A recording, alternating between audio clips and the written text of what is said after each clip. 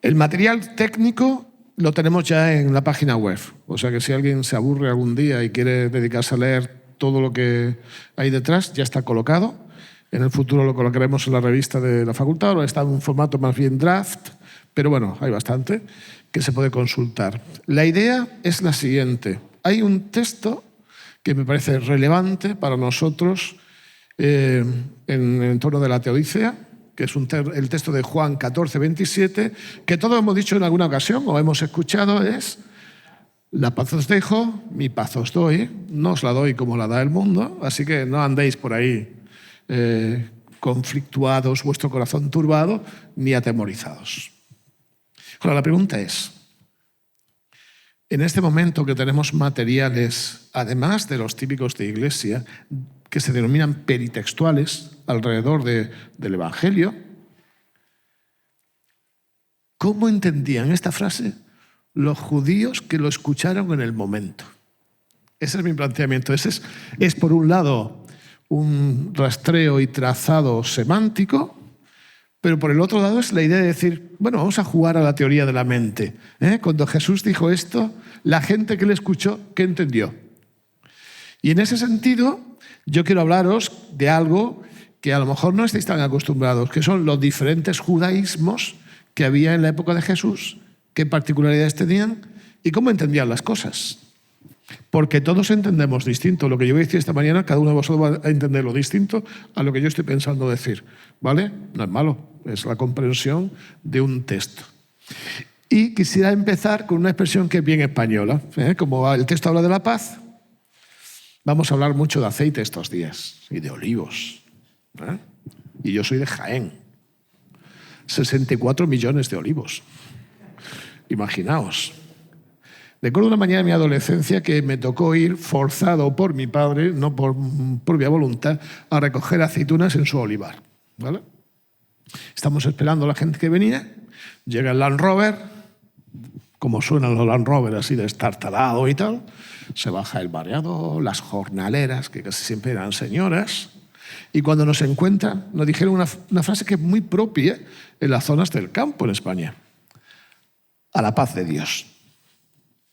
Y ese es el título de esto, porque ¿qué quiere decir esto? ¿Es solo un saludo? A la paz de Dios podría ser buenos días, ¿cómo estáis? Pero es solo un saludo o hay mucho más detrás. Pues evidentemente cuando Jesús deja a sus discípulos la paz, su paz, ¿qué hay detrás de eso? ¿Cómo se comprende? Esto es un poco el sumario de lo que voy a comentar, que nadie se asuste porque vamos a ir rápido, ¿vale? Primero, hay funciones del lenguaje que son curiosas, las vamos a comentar, para entender esa expresión. Y después vamos a ver, fijaos, en la época de Jesús había todo este tipo de judaísmos. Y hay algunos que hacen cara como decir, oh, qué rollo. Bien, bueno, tranquilos. Luego la palabra implica cosas más comprensibles. Y luego los talmidim son los alumnos, los discípulos. Con todo esto que se escuchaba, y después de haber pasado un tiempo con Jesús, ¿cómo lo entendieron los discípulos? En el momento y después. Esa es la propuesta que os hago de ponencia en esta mañana. Mirad, algunas de las afecciones del lenguaje, y ahí Jacobson ya lo definió hace muchos años, son estas. Una, cuando uno quiere abrir una conversación, ese tipo de función se le llama fática, de conexión, de comunicación. O sea, llegamos a un sitio, buenos días. ¿Qué tal? ¿Cómo estáis? Eso es una función fática, de contacto. Abre una vía de comunicación o la termina. Hasta luego. Adiós. A la paz de Dios, como decíamos antes. No sé si os pasa a vosotros, a veces yo recibo en WhatsApp, alguien cuando quiere empezar la conversación de WhatsApp me dice, hola. Yo a veces no sé qué contestar, porque, bueno, a ver si estamos tú y yo solos, o sea, dime directamente, ¿no? Hola, no sé si decir hola, ¿de acuerdo? Es una función fática, ¿no? ¿De acuerdo? La siguiente función es una función expresiva. Cuando manifestamos un sentimiento, una emoción, estoy feliz, ¿de acuerdo? Que tengas paz. Sería así, estamos dando una expresión. La siguiente es conativa. Conativa es, o apelativa, cuando te dicen algo que te sugieren, a veces más que sugieren, que hagas algo. Funciones cognitivas hay muchas en la Biblia, porque la profecía dice, y si haces esto, esta será la conclusión. Y la última es una ya más técnica. Les digo algo que hace referencia a otra cosa. Se llama representativa o referencial. Y hay expresiones, ¿no?, que depende del contexto, referencialmente se entienden. Yo, por ejemplo, ahora que este verano hemos estado viendo el fenómeno que hay en Argentina del nuevo líder político, yo pensaba, ¿qué le pasa últimamente a la sociedad? Que todos los líderes autocráticos tienen el pelo raro, ¿no? Referencial, ¿eh? Estamos en un entorno político, ¿eh? Trump, Johnson, el mismo Bolsonaro a veces, ¿eh?, en algún momento.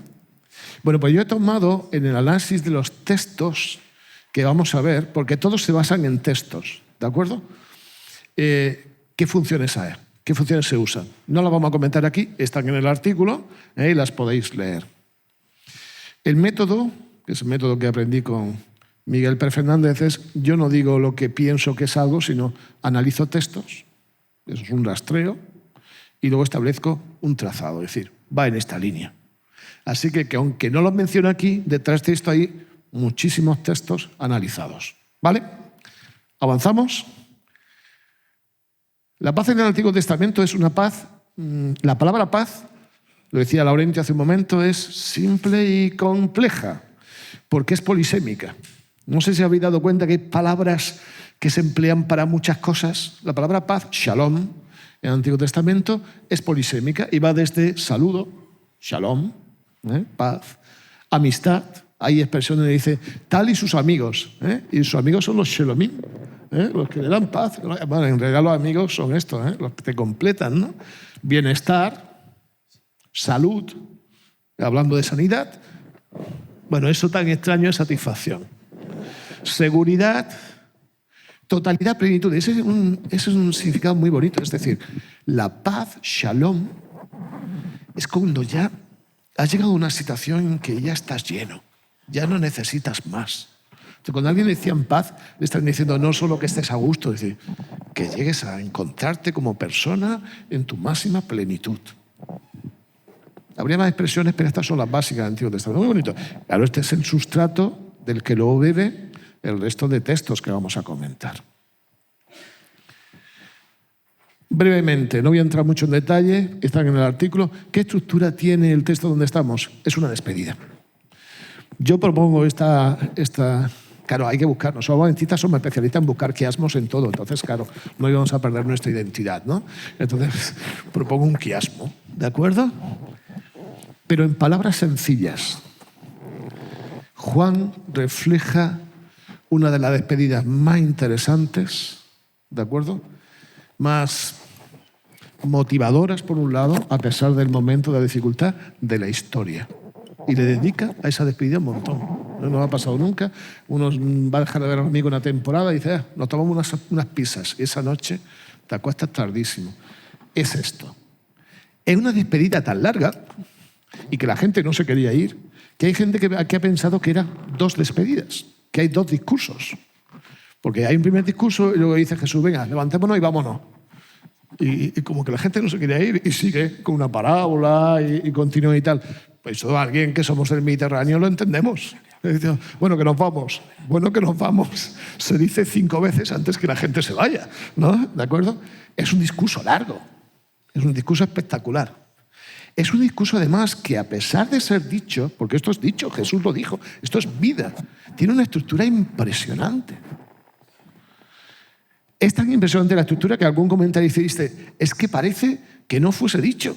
Estaba tan pensado, pero es que yo pienso, Jesús, que era un hombre, como decía antes Gerald, como es Dios ordenado, que hace las cosas bien, seguro que se había pensado qué palabra le quería decir a su discípulo antes de irse, ¿no? Paz, y me permito el lujo para los especialistas en griego de decir lego en lugar del dejo, porque esa idea de dejar es una idea de lo que te dejan cuando heredas algo.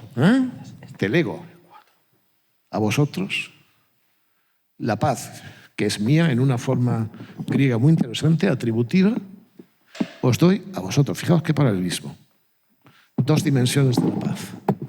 no como el mundo la da. Yo la doy a vosotros.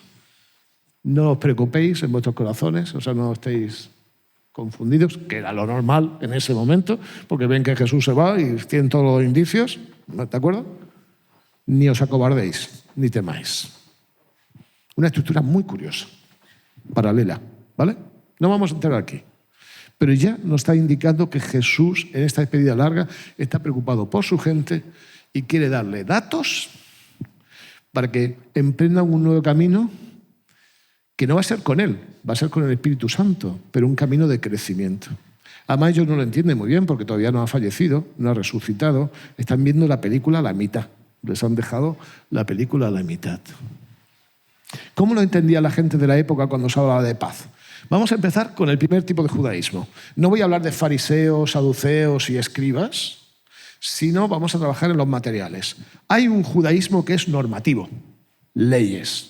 Están obsesionados con las leyes, la halaká, que ellos llamaban. Ese judaísmo que ve en todo leyes se llama haláquico. Halaká es caminar, conducta. Ellos están preocupados mucho. Y ahí los fariseos, hasta el significado de su nombre está vinculado con esto. Es la pureza. Esto de hay que hacer esta cosa, hay que hacer algún tipo de expiación. Pureza. Una teología normativa. Todos son normas. Y os digo, las teologías normativas son adictivas. ¿Vale? Porque es un caso, luego otro. Y alguno va a imaginar alguna escena de alguna de nuestras juntas de iglesia. Y hacemos una excepción y otra, y al final una ley y otra. Era una teología de méritos, no de fe. Había que hacer. Era el Espíritu Santo la fuente de inspiración, en eso, de revelación. Y tenían técnicas para esa casuística. O sea, no creáis que se inventaban las cosas. Llegó un momento que tenían tanta casuística, tanta norma, que habían inventado una cosa que llamaban las mirot, las reglas. Y empezaron con unas pocas y fueron creciendo hasta que había un montón de reglas. Para decir, bueno, ¿y esto cómo lo vamos a afrontar? Pues vamos a usar esta regla, Gesher Shaba, Kalba Homer. Y ellos, no en la época de Jesús, sino muy poquito después, van a perder el templo y tienen una idealización del templo, del sistema sacrificial. Cuando uno lee los textos de esta tendencia, no es real. O sea, se nota que ya no iban al templo porque no había templo. Esos son textos posteriores. Pues es como que alguna gente dice, es que la iglesia es... Bueno, a ver, ese concepto de la iglesia a veces es ideal o irreal. ¿De acuerdo? Yo he tomado todos los textos que hablan de paz del texto haláquico más antiguo que tenemos, que refleja estratos de la época de Jesús, aunque se escribió después. Y dentro de ese libro, el tratado más antiguo, que es el Tratado de los Padres. Es la Mishnah y es Avot. Y llego a la siguiente conclusión. Paz no responde tanto en sus textos, claro, están preocupados tanto por la ley que no están preocupados por la vida. Letra y no espíritu. No es tanto un saludo o una despedida como una apertura reverencial con lo sobrenatural. ¿Vale? La paz del Señor esté con nosotros. Alguna cosa así. La paz se identifica con la Torá, con la ley. Y estudiar la ley te aporta paz y te da plenitud. Este judaísmo, como se basa solo en la ley, es toracéntrico, es alrededor de la ley, veía en la ley todo. De hecho, hay textos muy curiosos. Dice que Dios creó el mundo mirando la Torá y cosas así. Es muy curioso que a la vez va a vincular paz, justicia y verdad en un mismo entorno. Y eso es muy curioso, porque para ellos no va a haber paz si no hay justicia. No estamos en desacuerdo con todo lo que decían. Algunas de las cosas eran interesantes. Entonces, si yo tomo el texto de Juan y digo, a ver, un judío normativista, un fariseo haláquico, que tendríamos algunos entre los discípulos, ¿cómo entendería este texto? Pues yo creo que lo entendería así. La justicia os lego, mi verdad os instruye. Yo no la enseño como la enseñan los otros. Los otros es una manera que tienen muchos de estos textos para decir los del mundo. Poned vuestro fundamento en la Torá y confiad en Abraham, nuestro padre, la paz sea con él.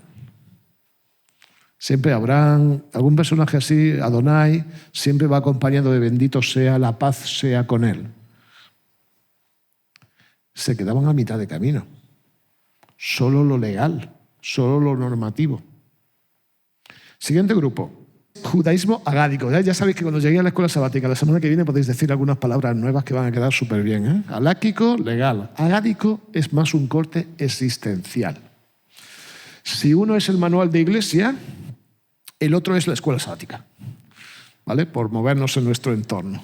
Es muy interesante el material agádico. Material agádico en su teología está muy preocupado por la liturgia, las cosas de iglesia, ¿no? Es populista. O sea, quiere quedar bien con la gente. Tiene un sistema de interpretación que es simple, plano. Eso se llama Pishat. Sistema de interpretación plano. ¿De acuerdo? Le dan mucha importancia a las escrituras y quieren que haya coherencia cuando interpretan. Es decir, si aquí dice esto y aquí porque dice otra cosa. ¿Vale? Entonces se preocupan por eso.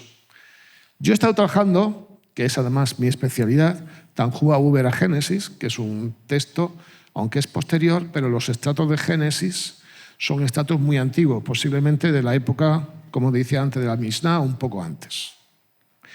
Paz. Primer concepto que ellos dicen. El deseo de que la gente mayor muera tranquilamente. Entonces dice, ¿y por qué? Está hablando de Abraham, de Isaac. Dice, ¿y por qué murieron antes de tiempo? ¿No? En el caso de Abraham dice, murió antes de tiempo porque Esaú era un bandarra, y estaba por ahí de juerga con la gente y no quería el Señor que se enterase y se muriese sin paz. Entonces murió antes de tiempo para que muriese en paz.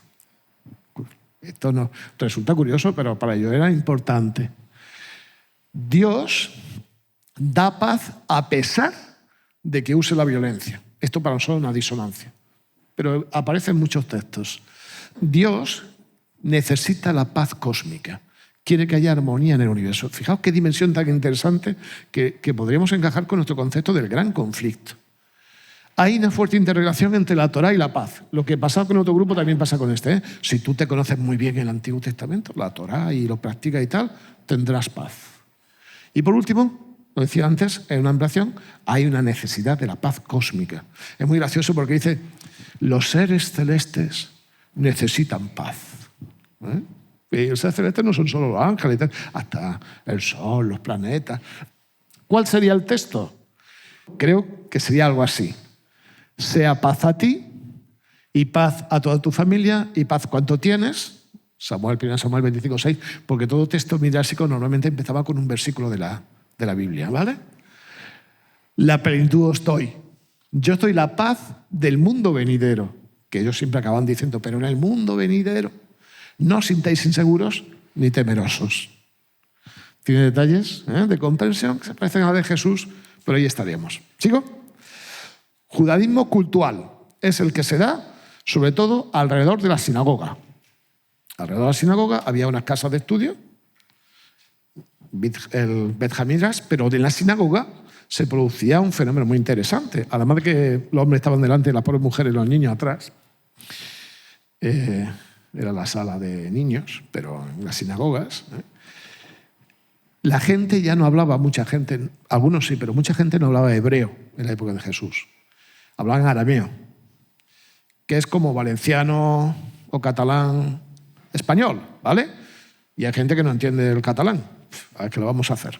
Entonces pasaba lo mismo. Entonces cuando se leía la Torá o los profetas, mucha gente no entendía. Entonces tenía que haber al lado del que leía un señor, que era el traductor, el meturguemán, que traducía al arameo.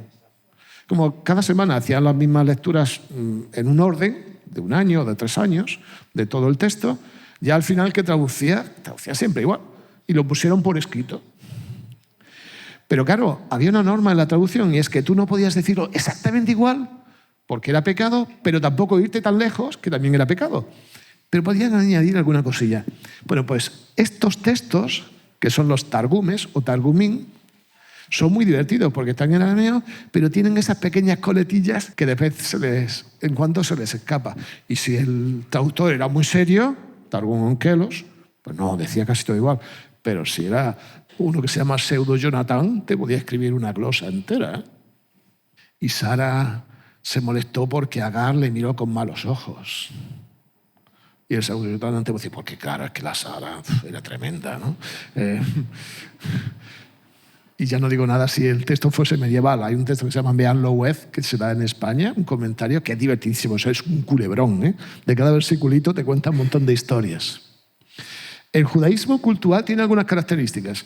Dios es uno. No le gusta que Dios sea muy humano. Antropocentrismos. Entonces convierten a Dios en algo más abstracto. Siempre muy preocupado con que eres muy pecador frente a la justicia divina, ¿eh? Típico de predicaciones, ¿no? Cambiemos la imagen, ¿eh? Realmente, no todos, algunos muy bien, ¿eh? Pero malísimos de la muerte para que luego tengamos que arrepentirnos. Exaltación de la ley. El verbo creador, este es un concepto muy curioso, ellos le llaman menra, la palabra, es el verbo que crea. Y es un concepto muy cercano al concepto del logos de Juan, de Cristo, ¿eh? Muy, muy interesante sería, sobre todo en Isaías. La Shekinah es la presencia de Dios, ¿eh? El concepto de resurrección, Edén, Gena, están muy preocupados porque va a pasar más adelante.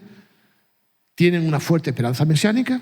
De hecho, si leemos el texto en que Jesús predica en Cafarnaúm, ¿de acuerdo?, sale el tema de la esperanza mesiánica ahí en ese texto, ¿eh? Porque Jesús hace esto, participa de la sinagoga. Y tiene una plataforma paranética. Esto quiere decir que exhorta, es un sermón. Es que es un sermón. Los sermones, al menos al final, tienen que decir, vamos a intentar hacer tal cosa. ¿Sí? Yo he trabajado un texto que está con Isaías. Porque Isaías tenía mucha influencia en este periodo, en las sinagogas. Quizá tendría que haber mencionado también a Habacuc, que es un texto que se usa mucho aquí y en Qumran, pero Entonces, fijaos, en el judaísmo cultural están muy preocupados con establecer la paz, que la cosa esté tranquila. Claro, viven en el periodo de sometimiento con los romanos. A veces se le alteraba a la gente. Y para ello hay tres ejes esenciales. La ley, que ya hemos mencionado, el Mesías, casi podríamos decir los Mesías, porque a veces de esto tendríamos que hablar alguna vez, había más de un concepto de Mesías, y la palabra, el Memra, que os decía antes, la palabra creadora. Dicen, el Mesías incrementará la paz. No dice que nos llevará a la paz. Y esto es otro concepto que no tenemos tiempo de tocar, pero para ellos la era mesiánica no se llega al final de todo, es un proceso. Y se va incrementando la paz. Y hay un concepto muy bonito. Paz como reconciliación solo pasa por arrepentimiento.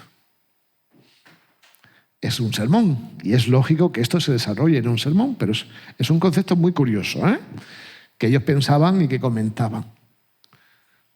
Entonces yo sugiero que entenderían algo así. La paz os establezco, la paz os incremento. No le incremento como las naciones, es que ellos a los del mundo le llaman las naciones, ¿vale? Tened corazón íntegro y mantener firme la ley. Es muy interesante que para ellos el concepto paz, como es plenitud, va asociado a tener un corazón íntegro. La gente con un corazón íntegro, que viene a dirá a la gente que es fiel, como una brújula al polo, esa gente tiene más paz que los demás. Está más llena, aunque tenga dificultades alrededor. ¿Sigo? Apocalíptico. Hablará mañana de apocalipticismo, Yo no entro mucho en esto. En los libros apócrifos, pseudoepigráficos y en Qumran sobre todo, se nota mucho interés por lo apocalíptico y es más, y lo digo más adelante, por el apocalipticismo. Porque una cosa es que yo estudie textos apocalípticos y otra cosa es que me pase el día pensando, sabéis que el Papa ha hecho no sé qué acuerdo con él, ya ha salido la ley dominical y no sé dónde. Y todo el mundo asustado, revoluciones, ¿vale? Gente que sale de la iglesia. Son dualistas, no hay grises, blancos o negros, hijos de la luz o hijos de las tinieblas. Su soteriología, su concepto de salvación, va en esa línea. Se salvan los hijos de la luz, lo demás todos por ahí. Ahí no hay universalismo que valga. Ahí está clarito para ellos. Creen en la predestinación y creen en la inspiración de ellos también. O sea, ellos creen que los textos del Antiguo Testamento están inspirados, pero los suyos también. casi al mismo nivel. ¿De acuerdo? Cuando yo he hecho un rastreo, sobre todo esto que veis ahí, esas siglas típicas de Qumran es 1QM, es Milhamá, o 1Q33. Este es seguramente el texto más apocalíptico de todos los que hay en Qumran, que ya hay algunos, ¿eh? Este es un libro que es un manual de uso para ir a la guerra contra los hijos de las tinieblas. Es la regla de la guerra de los hijos de Dios, de la luz, contra los hijos de las tinieblas. Y es curioso, o sea, le explica cómo tienen que ir, qué enseñas van a tener sus banderas, o sea, toda la estrategia, hay himnos de victoria antes de haber ido a la guerra, ¿eh? Esto ya, como son dualistas, van a ganar. Primero, para ellos la paz es un modelo de paz grecorromana. O sea, la pax romana era paz impuesta. O sea, no era paz dialogada, ni paz de plenitud. Era, aquí o se hace lo que nosotros decimos o no se hace nada. Ellos reproducen ese modelo, imitan ese modelo de paz. Entonces ellos, es curioso, que buscan la paz con la violencia, con movimientos bélicos, con la guerra. Esto nos chocaría, ¿verdad?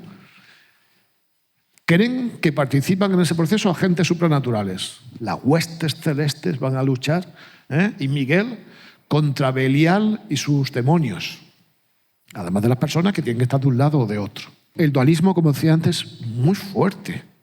Aquí no hay grises, o uno u otro. Y son apocalipticistas. Tienen un problema. Ellos pensaban, por ejemplo, que desde el maestro de justicia, que era una especie de gurú que ellos tuvieron en un momento, bueno, uno, no sabemos si uno o varios, hasta el Mesías, rey, pasarían 40 años. Y cuando empezaron a ver que los 40 años acababan, que llegaban, que se pasaban, el apocalipticismo empieza a desarrollar una serie de teorías, una ansiedad, elementos muy curiosos, ante la teología de la demora. No digo nada. Lo dirá mañana Esther. ¿Cuál sería la propuesta de alguien que tiene esa mentalidad?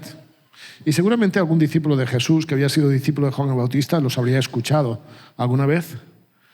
La victoria os consigo, mi alianza de paz os mantengo. No la mantengo como los hijos de las tinieblas. Escribid paz de Dios y acciones poderosas de Dios. Estos son dos de las enseñas de los eslóganes que aparecían en sus banderas. Paz de Dios y acciones poderosas de Dios. Esta batalla la ganamos, porque los demás son malísimos y nosotros somos los buenos, los elegidos. Muy brevemente, judaísmo asimilado es el judaísmo que se mezcla. Hay mucho. La influencia, sobre todo en la diáspora, hacía que se mezclase. Por eso se llama asimilado. Lo más famoso es lo asimilado con el mundo griego. Y ahí el personaje más famoso va a ser Filón de Alejandría. Que si no lo conocéis no pasa nada. Vamos, escribe muchísimo. Y hay multiplicidad de interpretaciones porque depende del lugar, se asimilaban de una manera o de otra.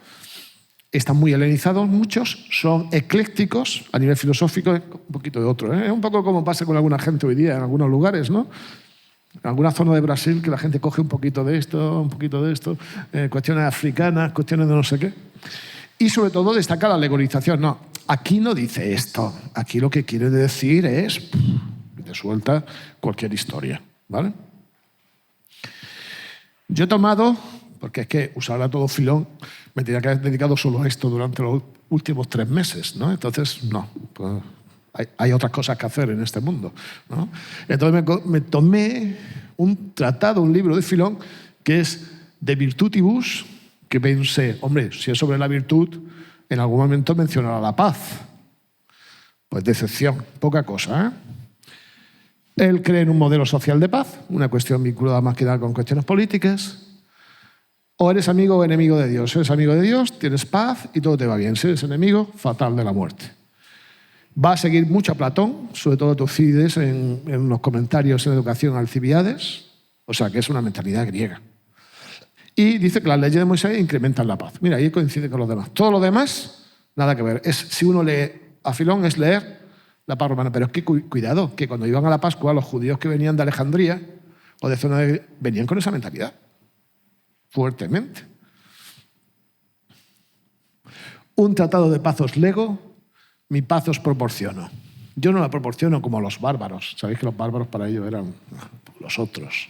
Seguid la ley de Moisés y no seáis pusilánimes, porque para él una gran virtud es la valentía.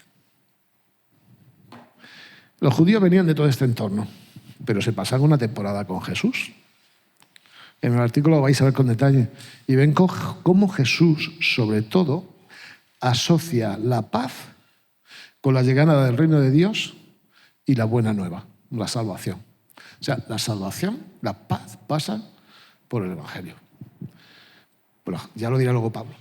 Por la justificación por la fe y pasa por comprender que estamos en una misión en que ayuda a que los demás también salgan de esa situación de inestabilidad. Yo creo que los discípulos en ese momento habían entendido algo así. La buena nueva os lego. Es una herencia. Muy bonito. Mi expiación os regalo. Yo no la regalo como el mundo. Afirmaos en el Consolador. Es el mensaje de todo el momento. Y seremos victoriosos. Ese mensaje cambió la historia. Y a partir de ese momento, y lo vemos en las cartas, en las epístolas, ya la gente no se saludaba solo diciendo paz, sino gracia y paz. Porque gracia es el Evangelio. Y a veces sería gracia, misericordia y paz en otras epístolas. Y otras veces gracia, paz y amor. Pero cambia la visión del mundo porque nosotros, nuestra paz no es confort, no es tranquilidad. Nuestra paz nos llena tanto que nos lleva a la vida eterna. ¿Cómo escribieron con posterioridad esto? Pues yo he elegido un texto de Efesios que me parece muy bonito, que refleja lo que dijo Jesús.